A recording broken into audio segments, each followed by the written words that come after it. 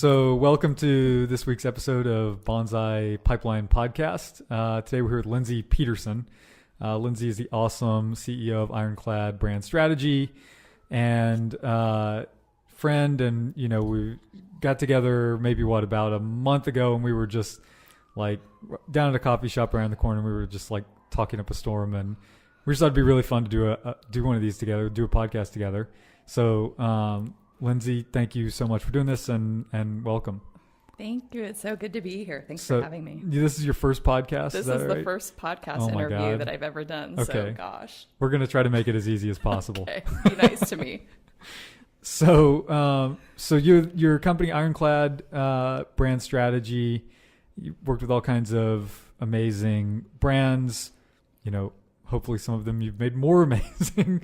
But you're writing a book now. So tell me a little bit about the book. Yeah, thank you. Well, my book is called Forging an Ironclad Brand, A Leader's Guide, and it's coming out in April. And the idea of the book is to provide leaders, not necessarily marketing people, but leaders with like, what is a brand? Like demystifying brand and then showing a step-by-step method for building one that's going to be hardworking and this crystal clear North Star to guide the decisions that the leader is making as he or she's building the business. So I started writing this book a couple of years ago, and it's coming out in April. So at this kind of glacial pace, it'll finally be coming out. So I'm excited. It takes a long time to print. Turns out. Yeah, exactly. So, and the idea behind this is maybe I'm not a chief marketing officer, but maybe I'm a CEO, or maybe I run a nonprofit, or maybe I'm, a government leader or something like that.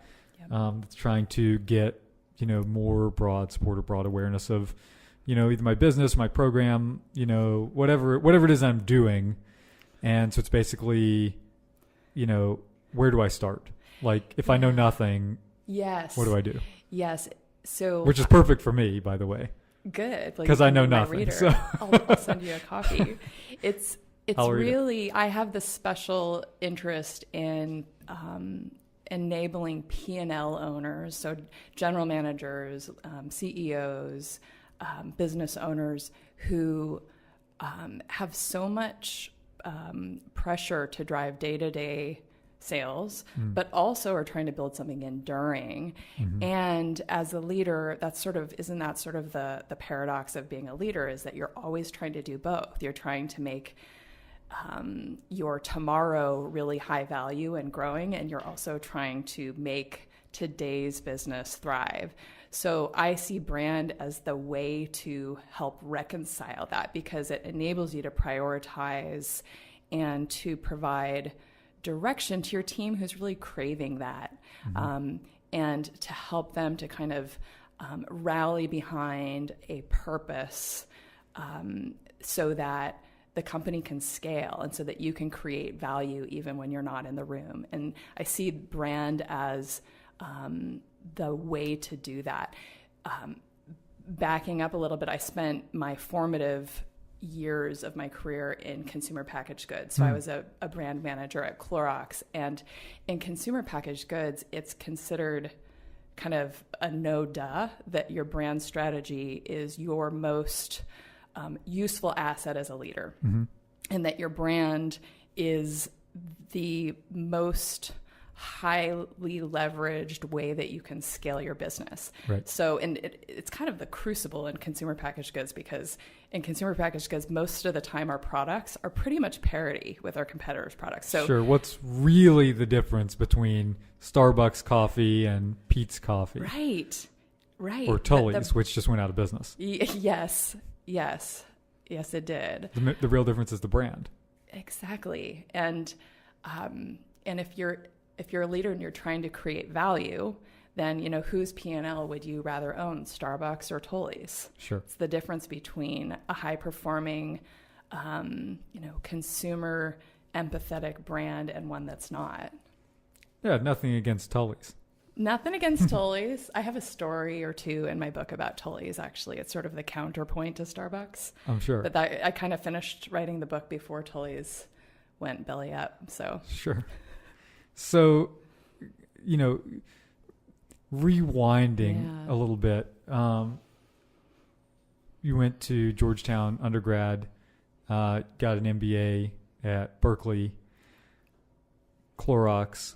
So what was that? I mean, that's all obviously extremely impressive. So what was that, thing that got you from, hey, I'm a, college student, I'm, have no idea what I'm going to do with my life, which I'm sure everybody has that moment, right?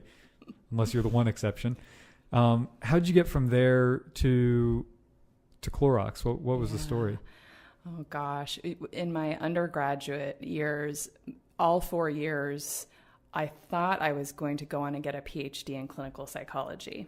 Oh, wow. Okay. So I really went deep down that path and had sort of a come to Jesus moment at the end of college with my advisor, where what I really learned, and I probably could have internalized this sooner than senior year, but I learned that it was going to take 8 years to do that, and I would be living in Iowa. And PhD students are the most miserable people on the planet. It just seemed miserable. Yeah. It seemed miserable. So I kind of backed away from that, and I started doing management consulting. So I was at Deloitte Consulting, and after the business analyst program at Deloitte, you're expected to go on and get an MBA in order to be welcome to stay. Right. So I kind of, I was sort of floundering my way, and I wound up at Berkeley at the Haas School, and it was actually just such a joyful time for me. First of all, I very quickly was taking marketing classes and found that I loved it, and realized that what I loved about psychology is really just blending with economics. Right. And you get marketing. Right. That's really all it is. And so I didn't know that prior, or I would have maybe gone into marketing sooner. So while I was at Haas, I did my summer internship at Clorox, and this was the year 2000. So, and I was in the Bay Area. So this is the height of the .com era. Right. And all of my friends were going to intern at, all of these companies that 6 months later didn't exist. But I was 1-800-PETS.com or whatever. Yeah. So kind of gratuitous.com, almost comical. And I was so uncool because I was going to go work on Armor All at Clorox. That was my business for the summer. But when I went back to Clorox the next year, it was September of 2001, and I looked like the smartest person in my class because I had a job. Because you were the only one with a job, right? I had a job, yeah. So I loved kind of blending the human, getting inside of the head of the consumer, what I loved about psychology with economics. Right. And there's a lot of things I didn't love about Clorox, but the cool thing about Clorox or any consumer packaged goods company that's modeled after Procter & Gamble is you have P&L responsibility for your business. Right.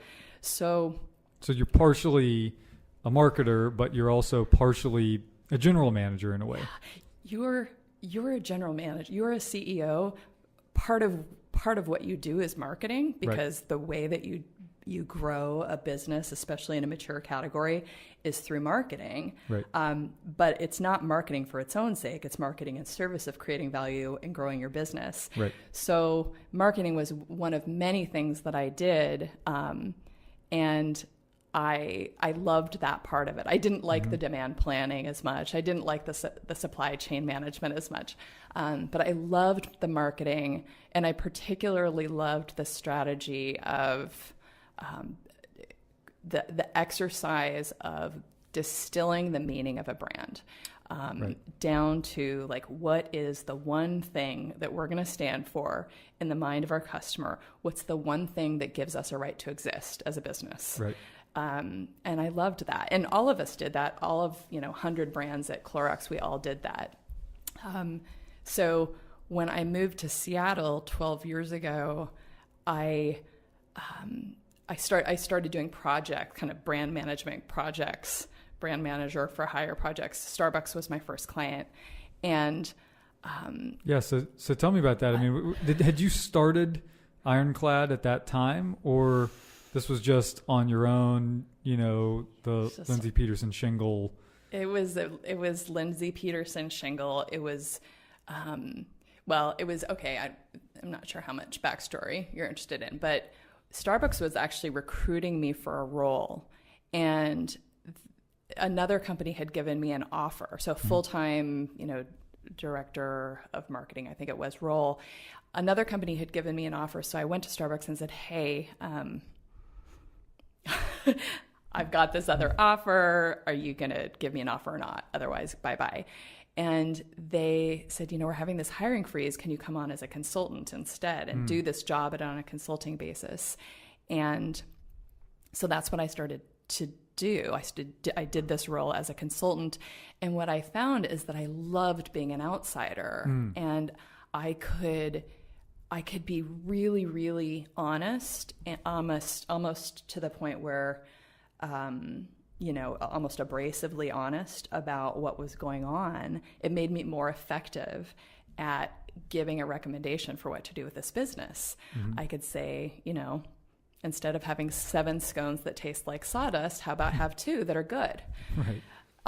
And whereas it would be heresy right. to say that as a partner. So I love, because you have the political issues, things like that. In hindsight, I think part of this is the culture of Starbucks is right. Very consensus driven. Right. And I didn't know that. Right. And I was a consultant, so I felt it was my almost fiduciary duty to just be really, really candid. I think in other companies it wouldn't have been so drastic of a distinction, but I loved having this outsider point of view. So I did that for several years before I really zeroed in on brand strategy as the one thing that I do. Yeah. And turned the company name into Ironclad Brand Strategy. Got it. So, I mean, you started this company. You've had, one awesome client, Starbucks. What did you do from there? Yeah. Was it all just easy roses? No. Oh my gosh. No. So what first happened is that I realized that I loved consulting. And when I realized that, I thought, gosh, maybe this is what I actually want to do. So backing up, when I was a brand manager at Clorox, I often would hire somebody like me, who is a former brand manager from Clorox, right. to come in and do a project for me. And it would often be something like, write the brand architecture for Liquid Plumber. Right. And I always felt kind of envious of this person who I would hire to do that. So in the back of my mind, I always did have this thought that this is something I could do. If I'm envious of this person who I'm hiring, maybe I should take that as information from the universe and do something about it. Sure. So while I was having this epiphany at Starbucks, I reached out to my network. There were a lot of Clorox alums who were in marketing leadership roles in companies around the Seattle area. And I just said, hey, is there a market for what I'm talking about doing? And I got the encouragement that I was craving. And so then I started doing it for other companies, T-Mobile, Microsoft, to a lesser extent back then, some startups. Mm-hmm. And it was really word of mouth because, my client from Starbucks would leave to go to Microsoft and then hire me at Microsoft, and somebody from T-Mobile would leave to go start at their own company, and then they would bring me on. So it was purely, and kind of continues to be purely, this word of mouth thing. Right. So it's just, starting from that core kind of network that you had from those early days at Clorox. That's exactly right. Yeah. That's really cool. And you've been doing it now for what? You said like 12 years? Something like that? Exactly. Wow. 12 years. Yeah. Yeah. And mostly around Seattle, but obviously a lot of amazing brands. Tell me who some of these companies are that you've worked with, because the names are just incredible. Oh, that's nice. Which is probably a reflection on your work now that I think about it. I think that's kind of you. What what the common thread that I see is that the leader of these companies sees brand as more than a logo. Right. Sees the potential of brand, maybe not, doesn't understand it, but sees it as a way to force prioritization and clarity in the organization. So some of the brands I've worked with, well, here in Seattle, and probably half my business is Seattle, maybe 2/3, Avalara, which you know. Sure. Slightly familiar with them. You know, Avalara. I work with a lot of Madrona and Mavron portfolio companies. So Aerovale is one. Mavron itself has been a client whose brand strategy I've done. Yeah. We know Dan pretty well over there, and a lot of the Madrona people. Yeah. Such good humans. Really good people, yeah. Really good people. Some other kind of fun brands that I've worked with, maybe not in Seattle. So Cypress Grove, the cheese brand. Humboldt Fog is what they're famous for. Oh, yeah, okay. So Cypress Grove, they're Humboldt County, California. I worked with, and I still work with Automatic, which owns WordPress and WooCommerce and Jetpack and a number of brands. I work with a lot of their portfolio companies. So yeah, it's all leaders who are seeing this as brand strategy is a way in to business strategy. Mm-hmm. You know, yes, it has marketing implications, but it's more than that. Yeah. I mean, Automatic is one of these great ones because, I mean, Automatic themselves has, almost very little brand, right? Yeah. I mean, got to meet Matt a couple of, maybe like sometime early last year. Really interesting, nice guy. Just talked to him for a few minutes, but real nice guy. But, their brand Automatic isn't that well known if you just ask people about Automatic, but every product that they put out, I mean, at least the vast majority of them, go on to be really successful. I mean, they're just hit makers in that regard. I mean, like WordPress as being one, but WooCommerce is another. I mean, so they've really done tremendous things with their brand. Yeah, they're not afraid to be bold. Right. And to be really true to that. So, and I think that that's a characteristic of a brand, a brand that a consumer has affinity for is where there's been some courageous putting a stake in the ground by the leader to not be something bland and vanilla and safe. Right. So that's what makes a brand beloved, right, to a consumer or to a customer or a client. So that's a great segue. A lot of people think, okay, when you think brand, they think like logo, like identity.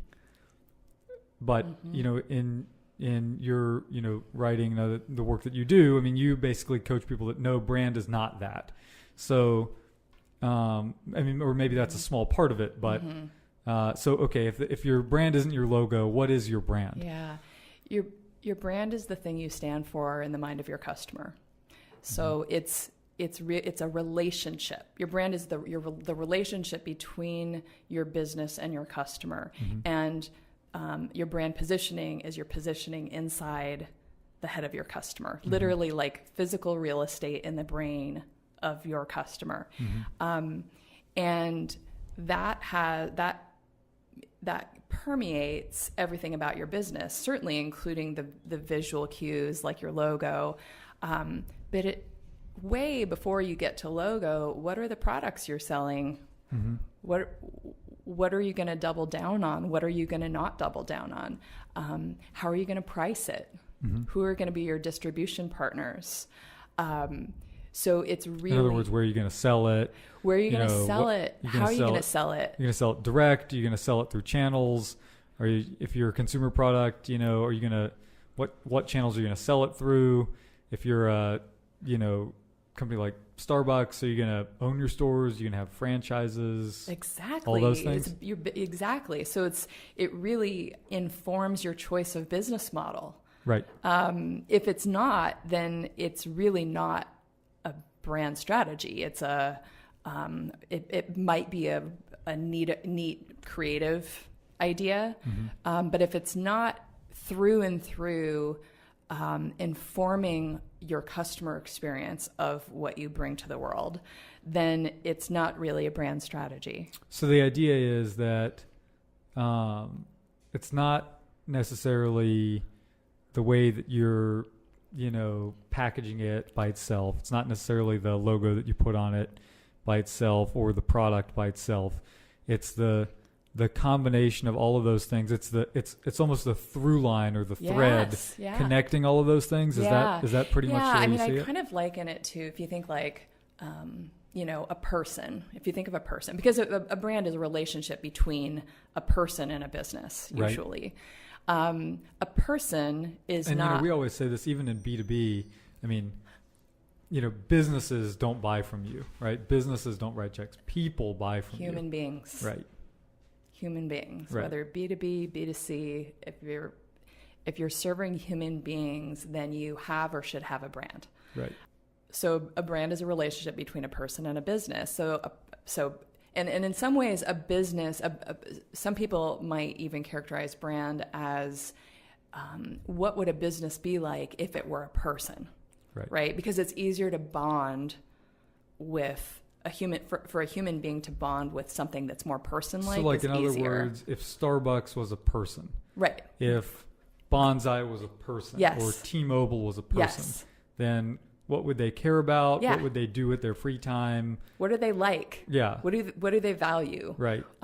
Interesting. What are their gifts? Huh. That's how a really do they unique talk? Way to look at it. What's their personality? And actually,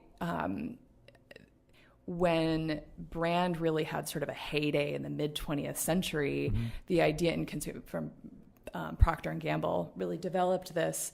The whole idea of anthropomorphizing a physical object or service, taking toilet paper and making it kind of person-like, right? It was that people are more likely to bond with a character or a person than with a roll of toilet paper.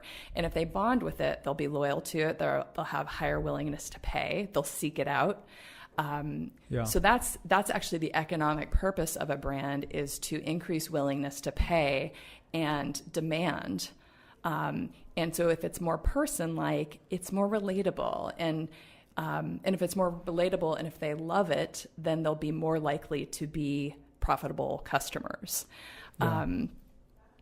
So back to the idea of the person. A person has a name and they have a look and they wear certain clothes, but that's not who they are. It hopefully is kind of a reflection of something that they like. Right. But to say a brand is a logo is akin to saying that a person is their clothes, or what a person chooses to put on. Yes, it's not that it's unimportant. It's that it's only part of the story. It's not that it's unrelated. Yeah. But it's just a small tip of the iceberg, maybe it's a sliver. The first impression, so it's important. And logos and visual identity are really important. Right. But they come last. Interesting.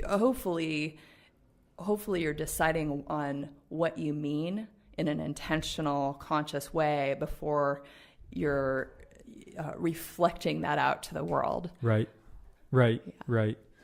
Yeah, I just thinking back through some of the names that you mentioned earlier, right? T-Mobile, WordPress, Starbucks, Avalara. They all have these very distinctive brands, and you almost can just picture the person that represents that, right? Who? So in your mod, who is? Pick a company and walk us through it. But who is the WordPress, or who is T-Mobile, or who is Starbucks, or? Yeah, well, there's this neat framework that I like to use that a lot of brand strategists use called the brand character archetypes. Yeah. Have you heard of the archetypes? No. So the idea comes from Carl Jung, who was a student of Freud, and he studied storytelling across cultures and across time, and found that there's only a few stories that have ever been told among humans. And there are only 12 characters who have ever shown up in those stories. And so Joseph Campbell popularized this in the United States in the 20th century. that there are 12 character archetypes. And so a marketing person, being a marketing person, took this idea of the Carl Jung archetypes and thought, hey, what if we look at brands through this lens? And they took I think it was the 100 most valuable brands in the world at the time, and found that every single one of them adhered to one of these archetypes. Right. So you would probably recognize them from Star Wars even. So there's the jester, the lover, the everyman or guy or girl next door, the creator, the ruler, the sage, the innocent, the outlaw, the magician, and did I get all of them? The hero. I'd be so impressed if you nail all of these. I think about these a lot. Impressive. So it's what's kind of neat about it is that it, first of all, isn't that kind of fascinating that all of the most valuable brands in the world adhere to one of these 12 archetypes, not 13, not 11, 12. There are 12. So like, let's say you're Harley Davidson. Yeah. So that's the you outlaw. You might say like, I'm the outlaw. That's the exactly. outlaw. T-Mobile is the outlaw. Starbucks is the explorer. I think I forgot that one earlier. The explorer. Tesla is the magician. Right. Coke is the innocent. Pepsi's the jester. Apple's the creator. Mercedes is the ruler. All of them abide by these. Interesting. And it the theory is that we humans are hardwired to like these characters. Right. Because no matter where you go in history, these characters show up in our story. Or at least to understand them. Yeah, it's kind of a way of cognitively level, organizing it. Yeah. It's instead of it being just this sort of squishy thing, it helps organize. I don't think character archetypes are the be all and end all, but if it helps to make something amorphous, precise, and easy to grasp, then I like it. Yeah. So all of the great brands of the world, I think that all of the great brands are one of these archetypes, and including the ones that I mentioned before and that you repeated that I've worked with. And I would even venture to say that if you're thinking of a brand and you can't tell what archetype it is, it's probably a really poor brand. Right. Interesting. If you can't say what kind of character it is, it probably is something that maybe there are people who like it, but nobody really loves it. Right. It's not that well defined. Yeah. And that's because of the value that you want the brand to communicate. If you can't clearly say, here's what it stands for, then it's not really clearly communicating that value. Is that yes, the idea? I think that's it. I think it's that, the thing about commerce, not just marketing, but when you're trying to sell something, when you're trying to market something, you really need to gain the attention of your audience. Yeah. And attention is our most scarce resource. Yeah. So one of the ways that you can capture attention is with clarity. Right. Right. Something that they already can grasp. There's something about it that's familiar to them, so they're willing to let it into their head and embrace it. Mm-hmm. If it's too different, then it's too hard for them. It's too cognitively expensive, so they won't attend to it. Mm-hmm. So it's a way to make it easy for your customer to see your business. Right. And if they see it, they're more likely to be willing to learn more about it and learn that they like your offering and buy it and become loyal to it. Right. Right. Interesting. So let's say I'm a CEO of a small or mid-sized company, hypothetically. For example. And I'm trying to figure out, where the hell do I start? Yeah. Right. I mean, because that's like the biggest question is like, okay, like maybe I have some idea of like what kind of archetype I aspire to have. I mean, where do you go from there? So really the archetypes I actually think come pretty late in the thinking about your brand. Interesting. The first thing that you need to do is you need to orient. Yeah. And the way that you orient is you choose your target customer and get really, really specific and nuanced about who this person is and what makes them tick, what they value, not what's their demographic profile, but what are they like and what do they care about, and what are their pains in the world.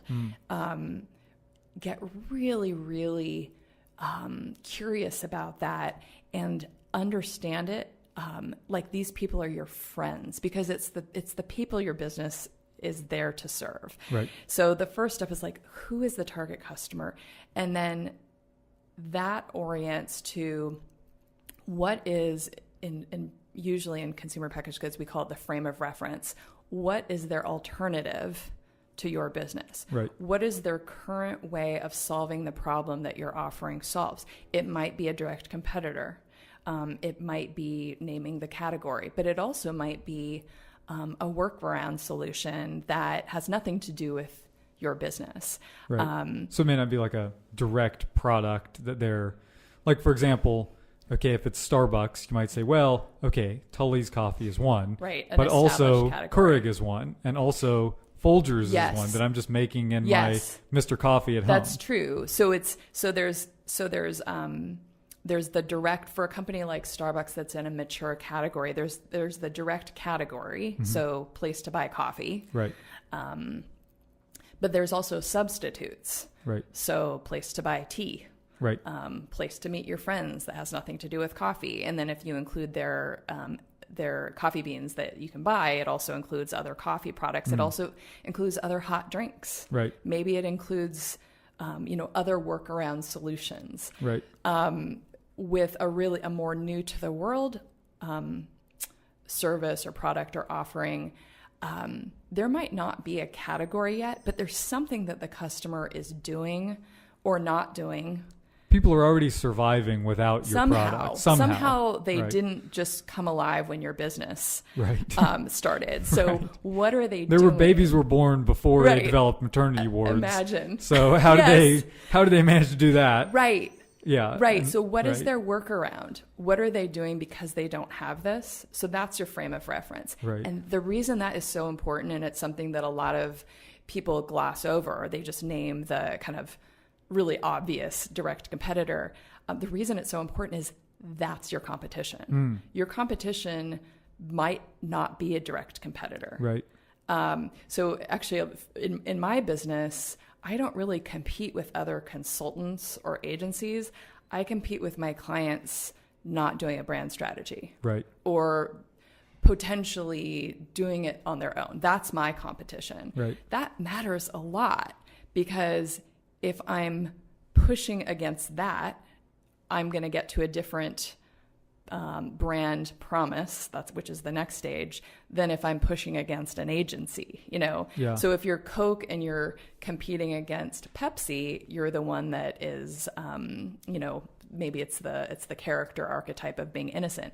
But if you're Coke and you're competing against water, right, then you're the one with the kind of uplifting sweet taste. Right. If you're Coke and you're competing against the workaround of just being thirsty, then your Coke is about quenching thirst and sort of the relief and joy of quenching thirst. Refreshment. So hugely consequential decision to decide who or what are you really competing with. So your target customer, so if I were a CEO like you and I were starting a brand strategy, I would start with get really, really crisp on who your target customer is and what your frame of reference is.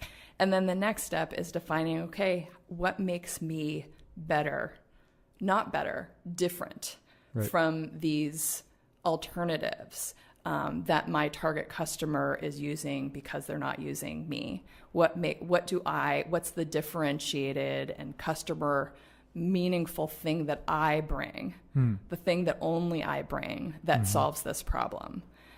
That's your brand promise. And then you can layer in, if you like the brand archetypes that we talked about earlier, you can layer that in. It's definitely useful, especially if you do copywriting or you hire people to do copywriting. It's helpful to codify that. Right. But that's your brand strategy. So it can take 6 hours or 6 months to do that. But it's worthwhile because then you have this North Star, and it can you can use it to help keep your feet to the fire as you're making decisions. Right. It becomes a filter for making all of your big decisions.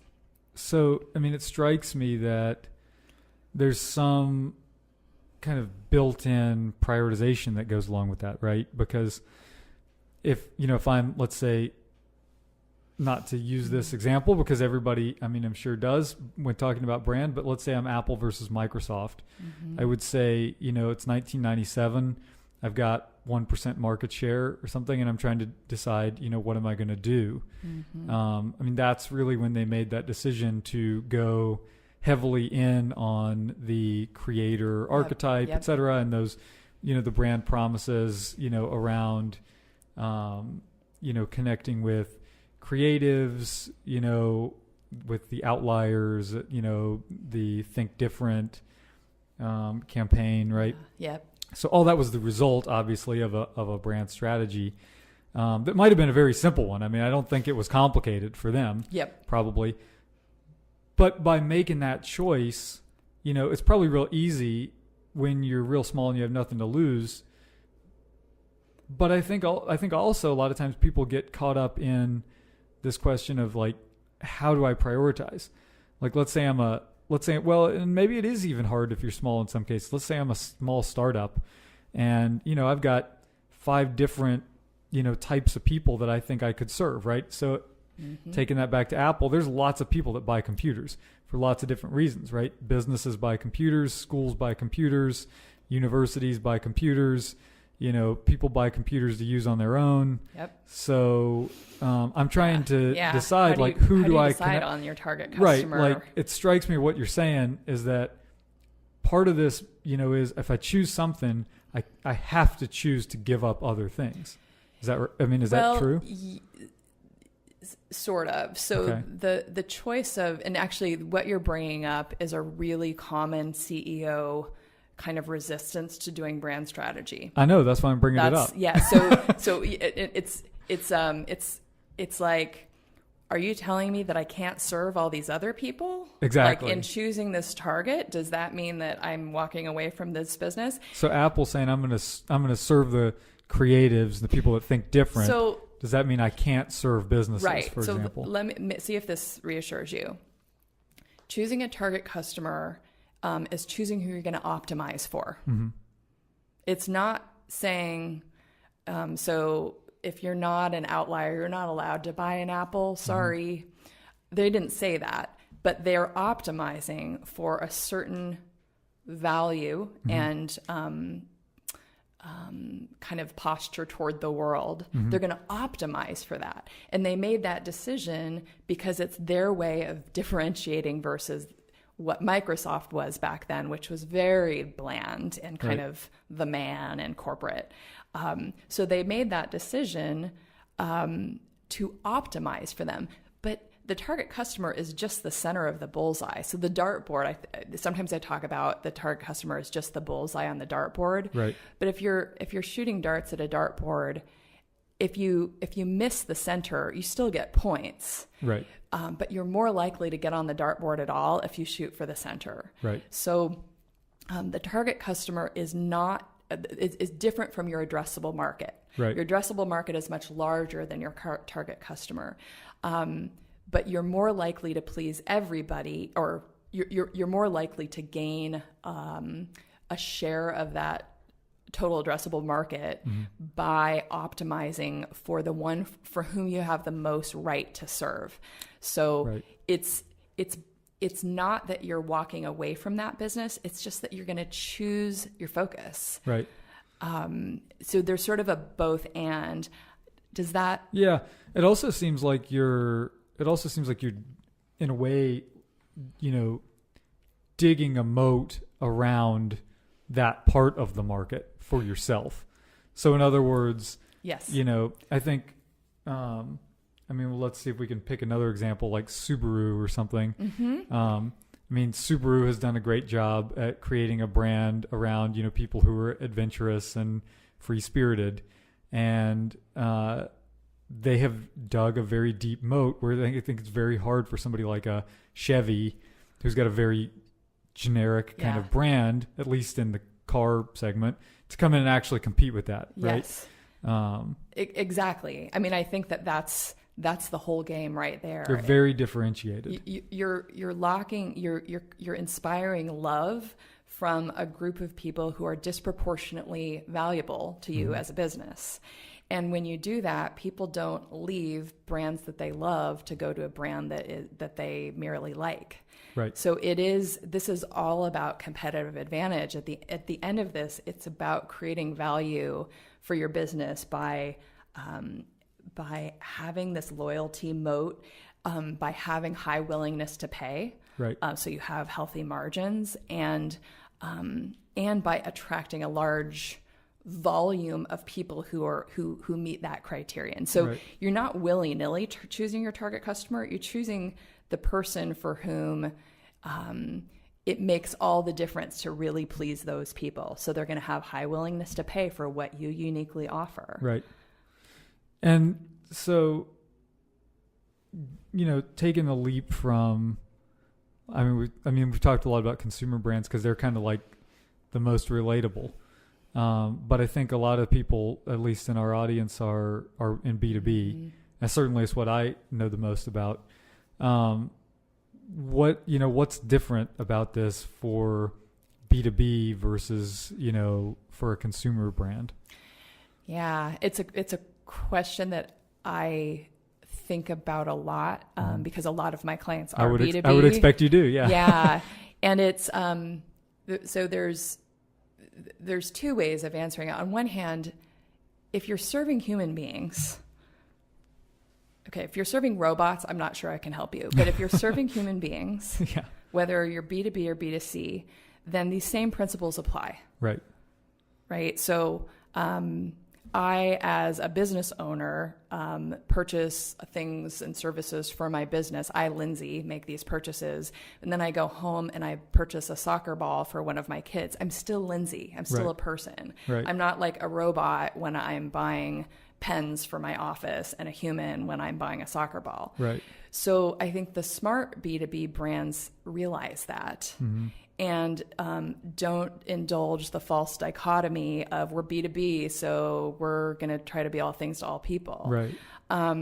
So on one hand, B2B and B2C, it's a false dichotomy when it comes to when we're talking about brand strategy. Now, marketing tactics are really different for B2B versus B2C. Your organizational structure is going to be different. Your sales cycle is much longer. So the way that you express the brand and your vehicles are really quite different. But the B2B brands that look at their customer as human beings, who are motivated by human motivations, can build this North Star that informs their tactics, whether they're B2B or B2C. The third thing I would say is that if you're a B2B business and you're thinking about brand, you actually have automatically have a competitive advantage because in consumer, like this is everybody. If you're a B2C business and you don't respect brand, you're not going to be around for very long. Right. So you can really shine as a business, as a B2B business, by taking these principles seriously because a lot of your competitors are not.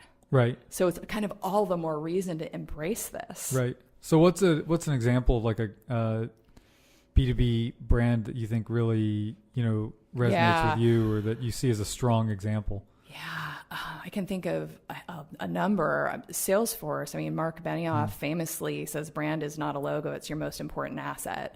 And I think their market cap right now is $185 billion. Sounds about right. That's a big asset.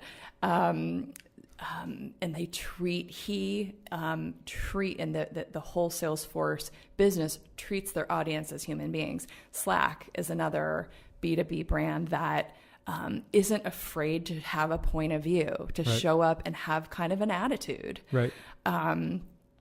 FreshBooks, which is like a cloud accounting software, also like really clear on who their target customer is and unapologetic about it. Right. So mean, these are a few. The funny thing about B2B brands is that it is there. I mean, I could probably list off 100 B2C brands that I think are excellent, and I can list off maybe 10 B2B brands. Well, that's what you were saying. That's the cool thing about it. Just by doing an okay job at it, you're already ahead of the pack. Yes, it's like with if you're competing for the Olympics, you go to Denver where the elevation is higher so that it's harder. Right. But then when you go back home, you've gotten acclimated to a lower oxygen environment, and then you have a competitive advantage versus the rest of the runners. Right. Yeah, same idea in B2B brands. Yeah. So why do you think more B2B companies don't invest more in branding? I mean, especially the ones like you mentioned, FreshBooks, et cetera. But a lot of these companies have millions of customers. Yeah. Salesforce certainly has millions of users. Well, I imagine those successful have, B2B businesses, they might not say they're doing brand strategy, but they're deploying these same principles. Right. So it just goes by a different name, like business strategy. They just call it business strategy. Right. Or customer experience excellence. Right. If they're not deploying these principles, then I don't think that they actually are successful. Right. But there's a little bit of, I think, of a semantic divide because their peers aren't using the term brand strategy, but what they're doing is brand strategy. Right. Yeah. And it seems like there's a lot of them a lot of B2B companies, at least, that really are, so maybe they're just weak at their business strategy overall, or maybe they're not connecting it, back to the values in any kind of meaningful way. Right. And it seems like there's just a more like mechanical approach to a lot of these B2B companies. That could be. And I think I'm limited because in order for me to be willing to work with a business, I need to sort of have seen some demonstrated this is important to us. Yeah. So you have some selection bias in your conversation partner here, because you're talking to ones that already value this. They probably don't have a high degree of confidence, right? But they know that there's something soulful to their business that they want to tap with something like brand strategy. Right. And so when you're working with companies like that, I mean, what's like that big pitfall that you see most often? Like somebody says, yeah, I want to do this. Yeah, I'm interested in this. Like, what do people get wrong when they engage me to do a brand strategy with them? Not just with you. I mean, when you come along, what mistakes are you fixing? Yeah. Stuff like, I mean, I think, I wouldn't say this happens so much with my projects, but what are the things you try to avoid? The thing that the kiss of death for building a brand is hedging. Okay. Is not having conviction and sticking with it, because try to keep one foot on the shore, one foot in the boat. Yes, exactly. That's the very, because we're all humans, we are pulled into the flavor of the day, right? And it might be off brand. But if you're going to get, a dopamine hit by doing it, then it's tempting. Mm-hmm. And so, or it could be more fear driven. Like my investors are saying, we need to do this because it could get us revenue this month. Right. And so that is super understandable. And yet when a lot of decisions get made along those lines, suddenly you don't have a brand anymore. Right. And if you don't have a brand anymore, you don't really have an enduring business. So it's kind of back to what we were starting from, which is it's a way to help you reconcile these short-term and long-term pressures that you inevitably will face, and to help you to have this conviction that actually this is what we're about. Right. So hedging is the thing that I see, at least from afar, as sort of a student of business, right. that I see business as not just B2B, but also B2C, getting sucked into the fire drill that takes you into an off-brand destination. Right. So if you're like, if you're a, let's say, CEO, you've, got some kind of like reasonable, first approach to building your brand. How do you know when it's working? How do you know that it's working? I mean, what are the indicators you look for? Yeah. So probably the most easily visible is the marketing, your brand. What's your brand awareness, or so you look at your marketing metrics. Yeah. That can get conflated though with what your marketing spend is, because you can generate brand awareness. You can say, "Oh, sure, I'm going to spend twice as much money." By spending a lot of money. Yeah, exactly. Right. And think of like AT&T. They spend $700 million a year on TV media. Right. But do you know what they stand for? I don't know what AT&T stands for. No. So I don't know. That's high brand awareness without a strong brand. But there's also a kind compared to somebody like T-Mobile, who is much smaller, much smaller, yes, but and who spends has, a lot less, right? Yeah, but who they clearly have, a strong brand. Yes, yeah. I think in some ways these metrics can overcomplicate it though, and you might just ask like, who are our customers, right? And what do they think of when they think of our business? And what's our NPS? Are they do they love us? Do they recommend us to their peers who are probably also falling in that target customer bullseye? Right. So don't let the perfect be the enemy of the good in terms of measuring. Right. It's expensive. Just getting a brand awareness number can be expensive. Right. So you can be scrappy and look to what do our target customers thinking of us in the way that we want them to think of us. Yeah.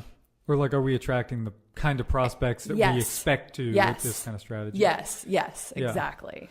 So, okay, this is just a really interesting rabbit hole. I could just keep going on this for days. So like at Avalara, okay, we had Avalara as a brand. Yep. But we owned several other products, right? Many, I ran yes. Cert Capture, Trust File. We had Easy Tax.